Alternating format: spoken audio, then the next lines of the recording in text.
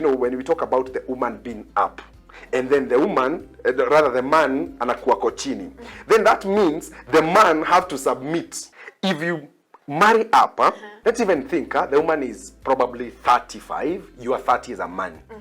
Even if she's not economically stable and she's older than you, the point is her reasoning, this is my sibling, and the man is the leader. So when, imagine you're being led by the woman, and I'm not saying women cannot rather lead, but we're talking about in a marriage setup. In a marriage setup, why every woman, and I could feel there is a lion in the house. What any combie, your place. That's why I always tell men, when men before they marry, prepare yourself holistically. Your thinking capacity, your intellectual capacity, you know, even financially. What you them feel there is hope. What I'm saying, there is a lion in the house.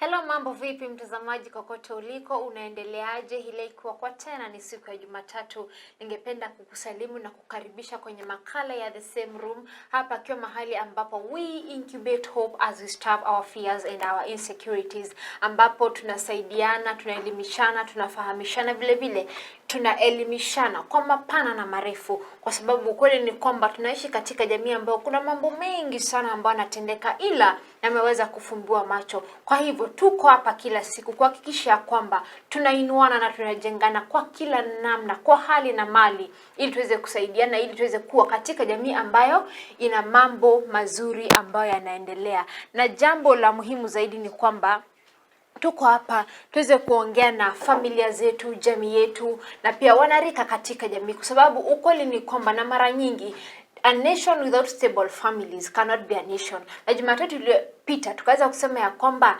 vijana katika jamii ambao wameweza kuelezwa kila siku ya kwamba ndio uti wa mgongo wa hili taifa, lazima tuhakikishe ya kwamba mahusiano ambayo yanatendeka katika jamii, mambo ambayo yanatendeka katika jamii ni mambo ambayo yataweza kutusaidia kukua na kusonga mbele kwa kila namna. Kwa hivyo kokote uliko, ningependa uweze kuungana nasi kutoka mwanzo hadi tamati ya makala haya. Nakumbuka ili uweze kuwasiliana nasi, nambari ya arafa ni ile 0725 399 795 0725 399 795. Nakumbuka maswali yako na maoni yako yanakubalika kwa kila namna.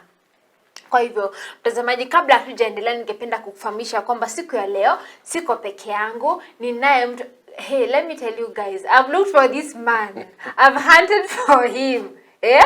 Ila leo kwa uwezo wake Mwenyezi Mungu ameweza kujiwakilisha hapa, and I'm telling you, Sam. Sam, how are you? I'm well, Ruth. You're doing good? I'm doing good. Welcome, I thank God welcome. for this opportunity. I don't take it for granted. Karibu It has sana. been a while. Okay. Kule nje nasema it has been a minute. It has been a minute. It has been a minute. And I thank God for this opportunity as we work towards shaping the destiny of our families, of our young people, I'll be able to transform them, inspire them, and also equip them. So I'm very honored to be here as we talk about things that affect our society. Kabisa. The main issue. Yes. We incubate hope in the lives of people, Kabisa. young people as well as the families out there. Yes. Thank you very much kwa kuweza kutenga muda wako na kwa and don't run away. Don't run away. Ruth, sipotei. Thank you. Ilikuwa tu kabla kidogo. It's very important Of sometimes course. to breathe. Yeah, ndio wasi at least watumisi kidogo. Alafu tukuje na ile energy. Yes. Kabisa. Asante sana Sam Yes. kwa kuja mahali hapa. Na mtazamaji, siku ya leo Jumatatu iliyopita we had a discussion. We were talking about hypergamy. Hypergamy kwa kawaida katika jamii ni marrying up. Ni ile ya mwanamke kwa kawaida, women marry up. We want better things. Kama ni mwanaume lazima awe juu yangu. Na of which nimekuja kurealize ya kwamba when you talk about hypergamy and you talk about marrying up, it's not necessarily about the socio-economic status. Some mtu anaweza kuwa hana hela ila your intelligence, it's killing me. You are how you think, how you reason about stuff. Hiyo ni kitu ambacho pia inaweza attract mwanamke kwa mwanamume kama ile. It's not about the social economic status sana.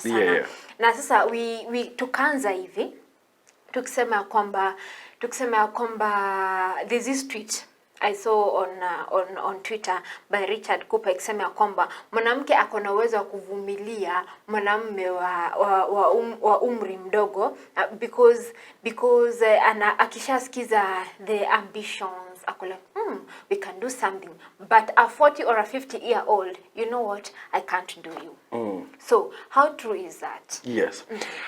One, Ruth, you need to understand when you say marrying up, it means if you go back to the foundations of marriage, Yes. because we are living in a world where we are trying to get solutions in the wrong way. Are we together? Yes. And I always tell people, whether we are living at 21st century, whether you're going to go to 22nd century, there are things that will never, they are bases.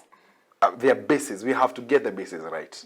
If you don't get the bases right, then it doesn't matter how far you'll go. You'll have to come back.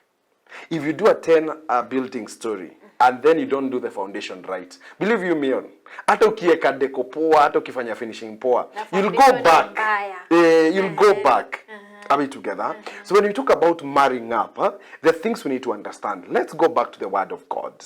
You know, when we read in Genesis chapter 1, verses 26 and 27, and where the Bible says that, let's create a man with our own image, likeness, and all that. At that particular time, God created the spirit. Are we together? There was no the physical, that was the spirit. Then when you go to Genesis chapter 2, verses 15, where the first man was created, and this is Adam. Now, when Adam was created as the first man, the things that he was given. If you read if you do 15 up to 18, you'll see what are the things Adam was told. He was told, before the woman come, before the woman, you know, mwanamke alikuja verses 20, verses 15 to 20, alikuwa napata instruction, be a worker, be responsible. Are we together? Take care. So the man, kuna vitu aliyokuwa ndani yake, he was prepared before the woman came. Are you getting? So when you're marrying up, that means the difference, it is the preparation. Remember you have said, we are talking about giving hope. What gives you hope is because you can see light at the end of the tunnel. So the reason why you marry up is because there is hope. Now this is the hierarchy. If you read 1 Corinthians chapter 11 verses 1, Paul said, imitate me as I imitate Christ. Now when you're talking to marriage, a man submits to God. Now the woman submits to man. Are you getting what is happening? So it is God, man, then woman. That is the hierarchy of God. And that's how the marriage or institution to be done. So when we talk about marrying, it's as simple as that. That is the hierarchy. It is God, man, and then woman. It's very hard when, let's talk up, when a man, when we talk about the woman being up, and then the woman, rather the man, anakuwa kochini. Then that means the man have to submit. It's simple as that. Like unasema, when a man marries up, it means he has to submit to the woman. Yeah. Do you know why? When you're marrying up, whether because this somebody up there have something you don't have. It's as simple as that. Lakini unajua Sam, see when you say that the man has to submit, or which tunajua ya kwamba according to the word, the woman is supposed to submit to the man. Exactly. Now, listen to me, yes. please. Tukisema ya kwamba, when you get to that aspect, tumesema ya kwamba when we talk about marrying up, it's not about necessarily your social economic status. Very true. Naweza kaa chini angalie Sam niseme, vile Sam ana reasoningi, the way Sam is a hard worker, the way Sam does 1, 2, 3 completely things. But now again, yes. When you, Ruth, let me help you. It's very simple. If you marry up, let's first deal with the woman who is up. Then the man is below. And then we'll come to the vice versa. Yes, let's deal now with the woman. Let's even think the woman is probably 35. You are 30 as a man. Even if she's not economically stable and she's older than you, the point is her reasoning, this is my sibling. You get? It's like nikavanye mtoi wenu anakutuma niekee maji. Na place inafika amekutuma ya kwanza ya pili ya tatu is like, man, don't you know I'm older than you? Don't you know unafika place ya reasoning anakuambia unajua nimekuacha na miaka 5 kuna vitu najua haujui. Na kama tumeongea hiyo story Sam. Story gani? Like before we get to that point, unajua lazima. Can I tell you something? When people are dating, courting and courtship, and I know we'll have a time maybe in future talk about it. Inakuwa theory. Tunaingia kwa how inakuwa practical. Are we together? Stories za kuongea, kuna place za kuongea sasa, let's apply them. When the road, when the time hits the rubber, that's a place now when you get the reality. That's a place where you understand. That's why I was saying to Samaga, oh, you know what? I mean, I don't mind about age. I don't mind about these things. My friend, sasa ni coffee unabuy, unakunywa, ingia kwa hao, upate umse reasoning yake na yako. Una imagine, this is where the reality of marriage comes. Huh? Probably you're dating. Na umse mna meet probably once in a week. For 30 minutes. So hata discussion hiko ni kidogo sana and limited. Na unaweza accommodate. Ebu imagine uko na mse kutoka asubuhi jioni, every time umse ni uko na yeye. Na reasoning yake uta accommodate for how long? For 2-3 years. Then unashika, me I can't do. I'm tired. You get?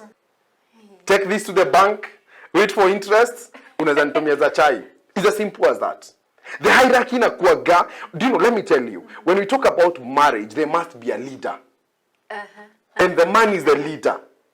So when imagine you are being led by the woman, and I'm not saying women cannot rather lead, but we're talking about in a marriage setup. In the marriage setup, why every woman and I could feel there is a lion in the house. Wacha nikwambie, your place. That's why I always tell men, when men before they marry, prepare yourself holistically. Your thinking capacity, your intellectual capacity, even financially. Wacha udemu feel there is hope. Wacha mse there is a lion in the house. Hawezi kuwa ni lion na hakuna kitu uko nayo. Ati ile kitu kuna ati wewe ni handsome na mandevu zimejaa hapa hivi na ma six pack. My friend, six pack msee kulagi. Six pack haziwezi lipa rent. Ni ukweli. And now talking about that. Yes. Hey guys. Now let me ask this. Yes, yeah? please. When you say that now, like when you talk about now that the man must be up there. Yes. What if that happens? Yes. A man marries up. Yes. Now. From where you are seated, do you then think that the position of the man in this family, in this relationship, in this marriage will be compromised? And how? Let me tell you. By the time you're marrying this, you've already compromised it. Let me say this. Things don't go wrong. They start wrong. Nice. Majority of marriages, they don't go wrong. They started wrong. The foundation. Exactly. When now you marry up as the man, now you need to ask yourself, what are you marrying up? Is it age? Is it education? Is it... Unajua, this is what happened. Let's deal with age. Age, it means mama hata kama hajakuwa exposed to a lot of things, because wisdom does not come with age. But let us assume ile time amekuwa hii dunia mbele yako, kuna vitu amejua haujui. It's like my small brother or my small sister. Kuna vitu hezi niambia, hata kiniambia hata kana zijua better. Kuna place wewe bado ni mtoi. Unageta, if you talk about finance, kama wife ako juu, hata kama nasema Jonah, I love this guy, can take care of him. Let's kwambia ata take care for 2 years. Then akwambia by the way mimi si mama yako. You gotta go. You have to go. I can't feed you. Wewe rudi mama yako, ukimachua utajua what you want with life. There is a Ruth, well, let's tell young people, as a man, when you marry up, let me tell you, you have compromised your life. Actually, from that time when you marry, you stop living, you start existing. No, let me tell you, you see the most interesting thing about this, as my research shows ya kwamba hypergamy, now when it comes to a woman marrying up, the young people side, nimekwambia last week tulikuwa na hiyo discussion with young people, they think and they say, and research shows that is a traditional way of doing things. Very true. Now when it comes to the woman, can I tell you something? Talk to me. Ruth, whether to change world, there are basic things. Breathing, it will never have a modern way of breathing. Exactly. Breathing is always through the nostril. Seeing is through eyes. We will never change that. Whether to come another way, hearing is through the ears. They are basic things. Where don't technology change that?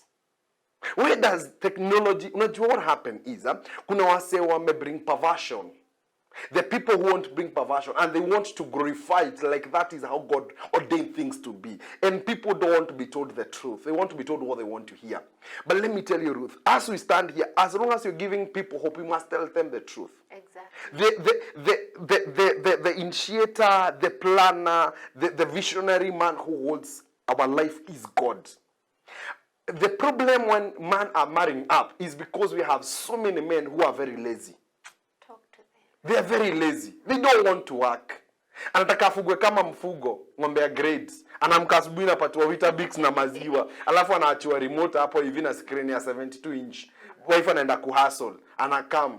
We ni mfugo. My friend, that is not the initial plan of God. The initial plan of God is a man leads. Let the man feel there is someone who will shows me. Imagine Ruth, una date mse unakam unampatia idea na kwambia I have no clue. You are like, man. And you're the man. You're the man, imagine. Umeenda meeting, go shule. Madhe ni anaongea. Ni anatetea watu hiyo usifukuzwe juu school fees. Wacha mama nani aongee, mimi sijui nitasema nini. How can a man ati sijui nitasema nini? What kind of men are we bringing up? Are we together? Is because Ruth, the point is, if you look from whether it's traditional or not traditional, the safe place of a woman is feeling there is someone who is leading me. It's a place where he's protecting. You see, why God alitengeneza a man to be that strong is because of a place of security, a place of protection. The woman need to feel, I'm protected by this man. Unaona, hawezi protect msi ako 40 uko 20.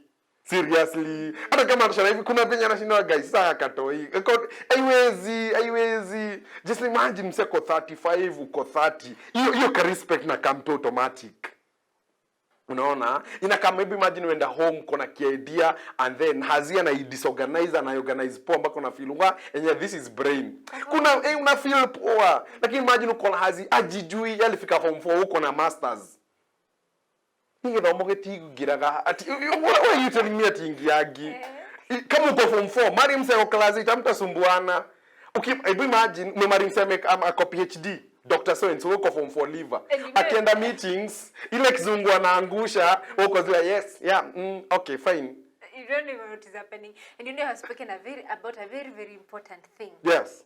Usema ya kwamba, now like for example, jinsi ambavyo umeweza kusema ya kwamba, kama ulifika form 4, yes. ati ufike, uenda wapi, go class 8. Now I want to talk about this ya kwamba, at some point, yes. as much as the young generation will sit down and think that this thing is workable. Yes. Na tumeshaka hapa chini tukasema kwamba you must create a foundation that things don't go wrong. They start wrong. Yes. Yes. The moment you have a wrong foundation of things, you are finished. Completely, now, yes. Tukasema kwamba it's very important kutafuta mtu mwenye yes. the same level. Yes. One, you're going to talk about how important is it yes. to do that. Then number 2, that ya kwamba at some point when you extremely go up, there's a very high possibility you're going to bring me down. Yes. Talk about those yes. two things. How important is that? What happens is in marriage, get people who is within your range of reasoning. Are we together? The man and the woman. That means you're getting someone who can sit down and have a dialogue. For instance, when you talk about the things that build marriage, number 1 is communication. You're communicating a language that person can be able to understand. He can be able to decode even the words you're choosing. Are we together? Because that's a place where people, they feel we are communicating. Kuna wife anaandikwa message, interpret vitu zake. Because ile kizungu hazia metumia, haipelekani. Unaona? It's out of there. So the place, and then also you need to understand, the place where you people are within the range, also your intellectual capacity, your understanding one another, inakuwa kuna venye mnapelekana. It's the same other place when we talk about the vision.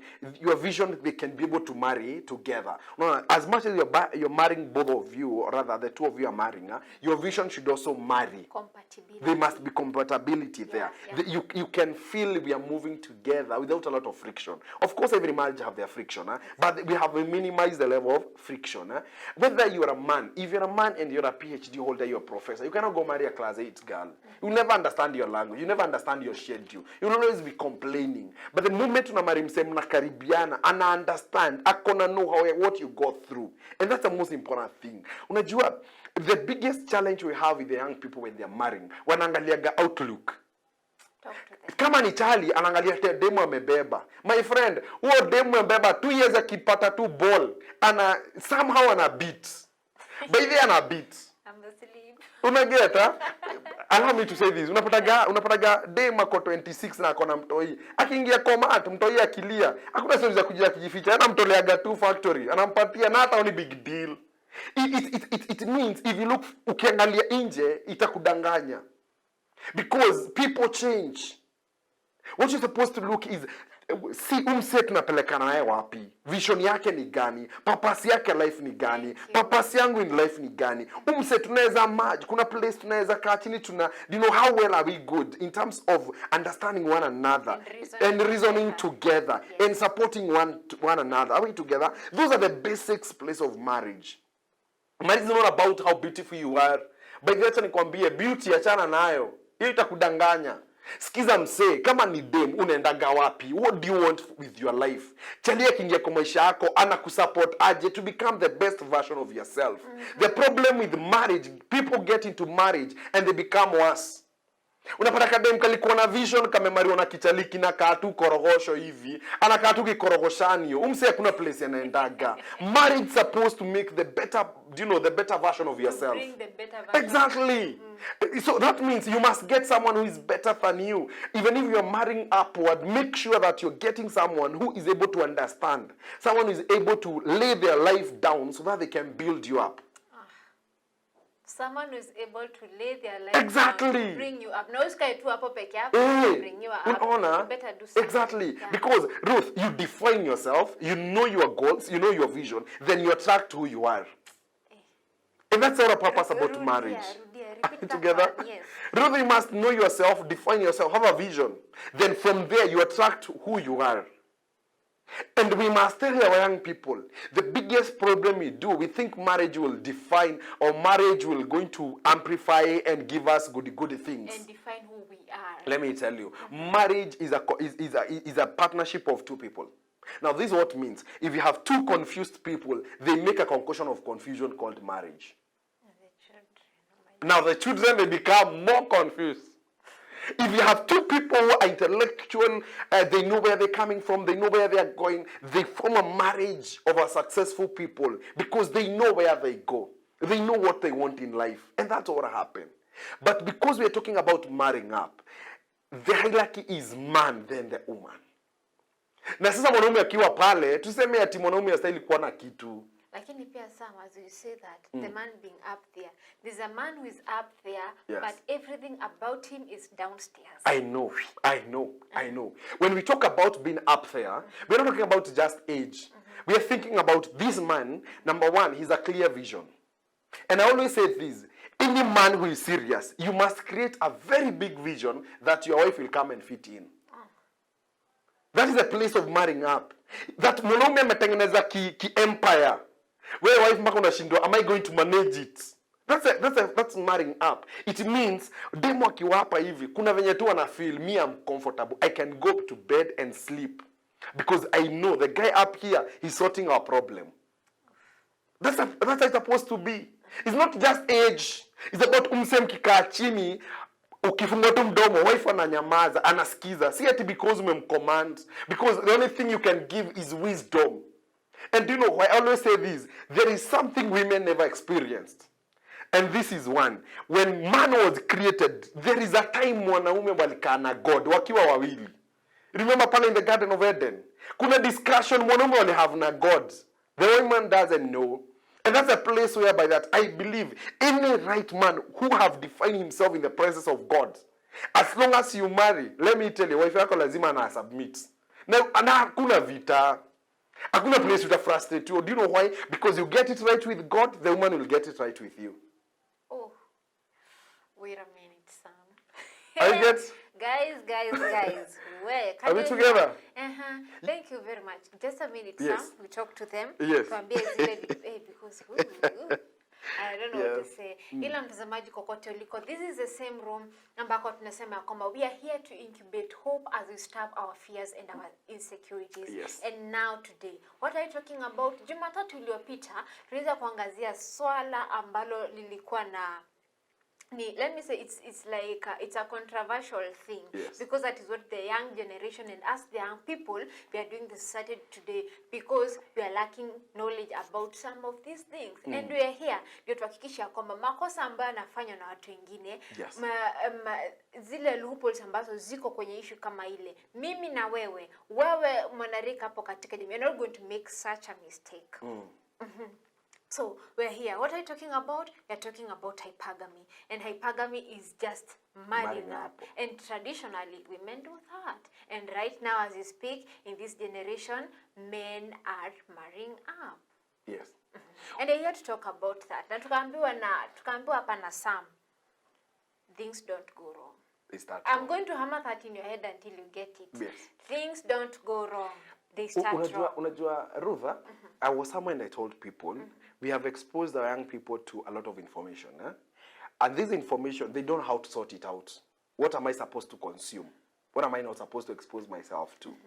When we talk about nowadays, talking about controversial things and giving them space and diluting what is the real thing, that is where the problem is coming. It's like, you'll get media publicizing a young man marrying a lady who is 40, 60 years.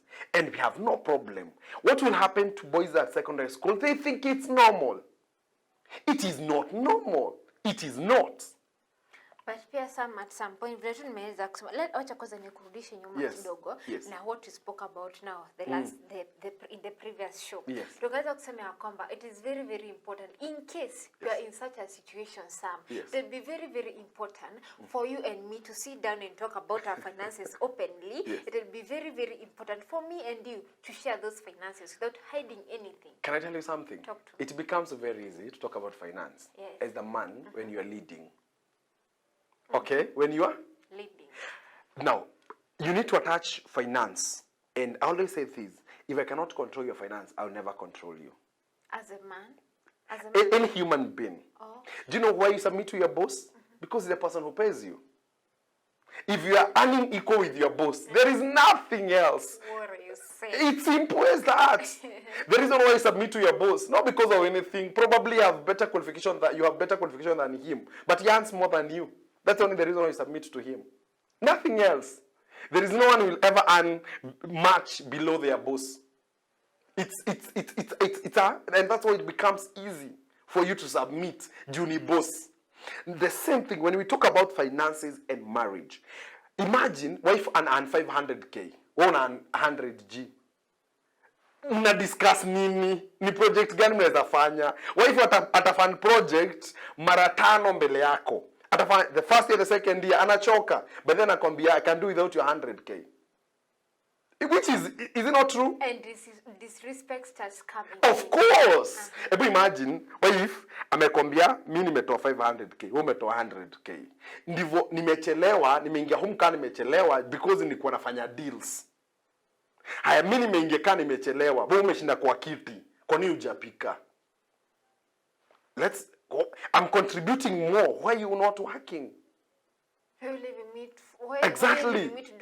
Exactly. Una imagine hazeme ingia kwa bafu, wife naye ulipa stima. Anaona bili imeenda juu.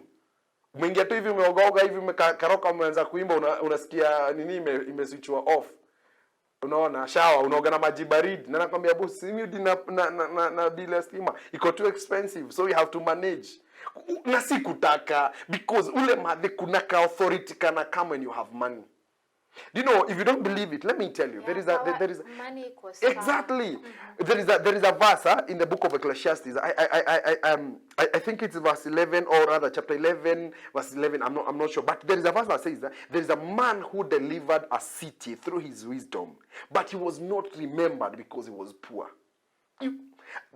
Acha nikwambie mtu anaitwa Ruth, unaweza kuwa uko na wisdom, uko na vision, but the moment you don't have something to back your vision, that's why a man must work. Now whether niambia to me work and let me tell you, you work, you pray, then there must be product.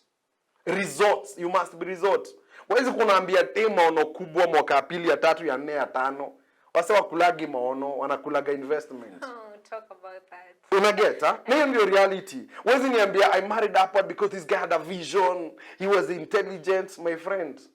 Wenda upate landlord umwambia this guy is intelligent. Nakwambia my friend, me I don't understand the language of intelligent. I understand money. Yeah. You get? Ukienda shule mtu analipiwa school fees. Si intelligent na wisdom. Wisdom translate it to money. Intelligent translate to result. So hakuna place taniambia man that the wife will earn more. And I always tell men when I'm talking to men, pray God, the God who can bless your wife can bless you. If your wife is earning 200k, let the same God bless you to earn 300k. Do you know why it becomes very easy? Wife anajua nataka kufanya kitu ya 300k, I have to request my husband for a boost. That's the place of submission. Ana feel pomba kikwekea maji. Ana feel this guy kuna kitu anakuaga nayo. Lakini maji wife anakupatia maji, chai, kila kitu na unaga ka kitu. Anaanza kufanya hizo zote alafu namuongelesha poa nikwenda kumsaidia na 2000 ya mafuta mami. Mbona unaita wife yako mami? Because you have to unajishusha kale kaigo unakaeka chini. Igo mwanaume na kuga back top because you're provider. Ebu imagine. God is provider. You see, lazima tuna kneel. Unajua wase uliaje huku kwa church because they only know that we have to make this king happy ndio kunyeshe. There is no one. Unapata wase usiku mzima hajalala. The same thing man. When you provide, even the woman becomes very easy for her to submit. Hata kiwa na two horns, tunakatwa tu pole pole. Tunakatika. Ebu imagine, wife anataka kwenda vacation. Mnakaa familia, we want to go vacation. Haya, unajua let me tell you. The first 2, 3, 4 years in marriage, inakuanga very easy.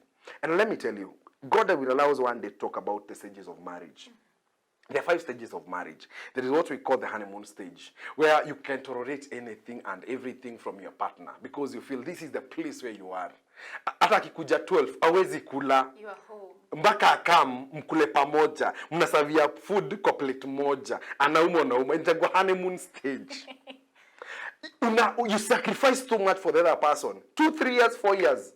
Then unafika no, I have a life. You go to stage 2, inaitagwa settling in. Now when you're settling in, now your true colors start coming in. Mseme kuja naye, umekula, umeoga, umedoze. Akikuja afungue aende kwa kitchen au mfude yake kupata wapi? Kwa beda. Now when you are talking about these stages, the reality ya wase will happen in marriage. So Ruth, it's very important for young people to understand. As much as mnasema saizi, do you know what is trending, what is happening to people? There is no problem marrying up, whether you're a woman, whether you're a man. Those things never, you know, the society. Let me tell you, when you marry, it's not the society marry. It is you. When you suffer, it's not the society. It is you. When you enjoy, it's not the society. Umepata society ngapi kikuja kwenda rent yako ama ikikujia saro yako? Because you wake up in the morning and you work. When you are paid, ukikula kabaga si una feeling poa. Kajio cold unasema this is the sweat of my hands. You get up? So there is no place where you say the society. We don't actually, let me tell you this, Beth. We don't define society. Rather, society does not define us. We define the society. Because society is a human being. And that is a problem. Now we are allowing what is happening around us to define us. Exactly. You see, we are letting what is happening to other people to define us. Because before even you think about marriage, there are 4 things you need to have them clear. Before even you think, the moment you get the 4, then you have qualified to marry. Number 1 is a place where you have independency of thinking. Thank you. Are we together? Independency of thinking. That is the first qualification of getting married or marrying. You can think bila kusukumwa na vitu na watu. That's the first place. Number 2, you have a clear vision of where you're coming from and where you're going. Unaweza sikiza msee kwenye umetoka na kwenye unaenda. Someone can be able to fix themselves in where you go. Number 3, if you're listening to me or rather you're watching me and you're thinking to marry or to get married, once you get the independency, you have got a clear vision. Number 3, you must have a clear identity and purpose. Wacha nikwambie, ukipata msee dem ajijui mtasumbuana. Huyo dem ana behave tu anaingia kwa class yoyote because they are trying to do things so that the things can define them. They're trying to get into people so that people can define them. Rather than define yourself and know who you require in life. It's not everybody who comes into your life you need them. Are we together? So Ruth, there is that clarity of mind, identity, and purpose. So you get a very clear independence of thinking. Then have a vision and purpose of what you want in life. Number 3, have an identity. An identity. Number 4, you must get someone who is smart and someone who work. Usikuwa timsena kujengea tawa, hivyo na mawords. After amepatizo zote muulize, what are you doing with your life? Yeah. Uwezi olewa na msee, kazi yake anaamka anachukua play game. Unapata nga hivi. Mwanaume na mantevu zimefika huku hivi. Na hivi na play game. And then msee anakuambia, do you know I want to marry you? Get out of here. Sam. Are you Thank together? you very much kwa kuweza you. kutenga muda wako na kuja mahali hapa. Thank you. Na ni matumaini yangu ya kwamba mtazamaji kokote uliko umeweza kugrab kitu. Most importantly, your independence of thinking. Yes. Have a purpose. Know where you are coming from and where you are going. Yes. Oh, some of these things. Do you know some of hata mi wakati ambapo nimekalia hiki kiti, always make sure ya kwamba nimepata kitu. Kwa sababu ukweli ni kwamba mara nyingi mambo ambayo tunayazungumza hapa si ya kwamba nina ujuzi mwingi sana wa haya mambo. Kabisa. And that is why I have to get people like Sam, inspirational speakers, to come and talk to us. Ili kuhakikisha kwamba jamii yetu, vitu ambavyo vinatendeka katika jamii yetu, they're not going to shape who we are. Yes. We are not going to get drowned into some of these things that are happening today. Kwa sababu ukweli ni kwamba this generation, we are living in a society whereby people are broken. People are doing anything. Yes. People are they're at a at some point. But it is very, very important for you to understand who you are, where are you going, what do you want, what is your identity. Yes. Yes. Umesikia? Na cha msingi zaidi sasa mtazamaji kokote uliko. Na ambalo it has moved me. Things don't go wrong, they start wrong. Yes. Create a good foundation of what we want. Yes. Now from what Sam has said, Sam is not the one who is going to say that I support this thing. You gotta do things right. Yeah. Otherwise, completely. It's finished. Yes. Na Sam kwa sasa your last remark. Yes. Ningependa sasa uweze kumwongelesha mtazamaji, what is it that as the young people, mtu ambaye ako pale nyumbani ambaye anatutazama, ni jambo lipi la msingi sana anafaa kuelewa? Ruth, as we come to the end of this program, I want to tell my viewers, in life, the most fundamental things is making the right decision. Choices. Yeah. Choices have consequences. And I always tell people this. Life is somehow unfair. It will never give you the lesson. It give you the test, then the lesson later. That means, before you approach any test in your life, please know akunaga rehearsal in life. Whether you want to marry, whether you want to start a business, take your time, think through. Know 10 years, 20 years, what will happen with my life? This person I'm committing myself to, can I see a future? And future is not only with the things we're talking about now. That's the most important thing about the life we're living today. That the people who are listening to me, take your time, think through. Anything you want to do is based with the decisions that you make. You make the wrong decision, I want to tell you, you live with the consequences. You make the right decision, you live enjoying the benefits. And you know what? The society will watch you. The society will watch you. Until you die, we come, sing, and then after that, we eat mokimo. Are we together? And those are human beings. Please don't make decisions so that you trend. We have a generation who are looking for likes, who are looking shares. That is not the thing. Let me tell you, build yourself. It's from the within we define from the without. Build that inner man, that inner woman in you. That is the most important thing. Whether you're marrying up, whether you're marrying down, what will define you is what you want in life. That is the basic, Ruth. What you want in life. What do you want? What do you want in life? Have clarity of what you want in life. And that goes hand in hand with knowing who you are. Of course, your value. I always tell people, ukienda kwa yards, you know the yards zenye car yard, kwenye unauzaga magari. I always give these people this example, naonaga kama ni jokes. Yard yenye unauzanga Vitz, wanauzanga Probox, Sienta, hautaipata Range Rover, hautaipata huko wakiuza Mercedes. Yard ya Mercedes hautaipata Kavitz, because they know if you're selling Mercedes, you must make sure you maintain standard for the people you attract. The people who come for Mercedes, they think of in terms of millions. People who buy Vitz and Probox, they think of thousands, hundreds of thousands. You can never put those in the same yard. So know your value. Put yourself in the right yard. Oh, I'm here and Personally, vile najisikia, Yes. let me tell you guys, ni jambo la muhimu tena sana. Know who you are and know what you want.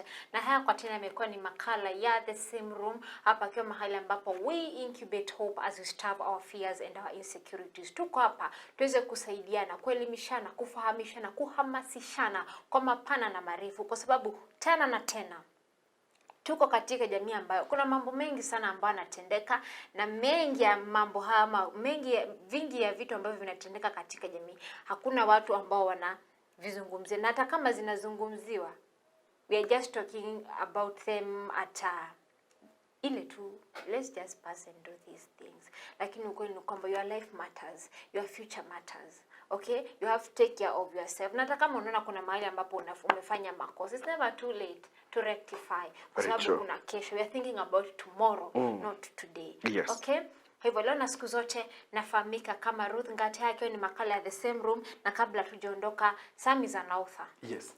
Hebu tuambie kuhusu vitabu vyako. I have authored 4 books. And I think anyone who is listening to me and watching to me, there is a book called The Lion's Mentality. That is one of the books that I authored. How can we think like a lion? How can we be able to structure ourselves like a lion? I always tell people a lion will never eat grass, whether it is a dry season, whether it's a wet season. Why? Because it was created to eat meat. It's a place of knowing itself and knowing its standard. It will never compromise. We live a life of compromise based on where we are in situations. You know, if kama ni end month tuko sawa, ikifika pale hivi mwisho kwa kona we keep shifting goals, but a lion knows that this is what I want in life. When a lion wake up in the morning, it knows that I'm going for a buffalo. It will never go for a rabbit, because they know the same energy I use to run after a rabbit is the same energy I use for a buffalo. And the moment I get a buffalo, I will eat and also help the other ecosystem. I've authored a book called The Leadership Edge, Leadership Edge 1. Talk about the personal vision. How can you grow yourself? How can you lead yourself with the head in the place of vision, thinking, having goals, the place of leading with heart, courage, motivation, the place of leading your life with hands, being an example, working with your heart. And the Bible says, I bless the work of your hand. That's the leadership. You have to know how to lead yourself. Before you lead others, Ngatia, you must be able to lead yourself. Before you get into any institution, lead yourself. Self-lead is the best thing that you can ever achieve. I've written about how you can be able to lead yourself. How can you be able to articulate your vision, a personal vision? How can you be able to meditate it? How can you be able to make it practical? Then on Monday 12th, I'm launching my 2 books. Another 2 books I've authored, The Power Within. You know, anything that you look for, it is within you. It's just a matter of reaching out. The power of words, the words that you speak. You know, future does not happen. We create our future through our words. That's why it's important for you to learn to speak in positive words, regardless of your current situation. Are we together? The power of work. Man was created to work. Man was created to create wealth and not to become rich. People who are rich, they know how to spend. People who are wealthy, they know how to continue creating wealth. That is the power within. And then I've written Leadership Edge 2. That's about organizational leadership. Now, because you have led yourself, any organization you get into yourself, whether it is marriage, how can you be able to lead with others? How can you be able to learn how to accommodate other people's view? How can you be able to negotiate your idea to other people? How can you be able to budget yourself before other people? Those are the books that I've authored. So anyone who would want to get my book, my contact is 0713 67 2413. My number is 0713 67 2413. My books all cost 500 shillings, delivery anywhere in this world. Yes, not in the country, anywhere in the world. Kwa hivyo mtazamaji, iwapo pia ungependa hicho kitabu, kumbuka unaweza wasiliana nasi kupitia nambari ya ujumbe mfupi ambayo ni 0725 399 795, 0725 and the book will be delivered to you wherever you are. Kwa hivyo leo na siku zote nafahamika kama Ruth Ngati, akiwa ni makala ya The Same Room. Hadi the next episode. Alamsiki.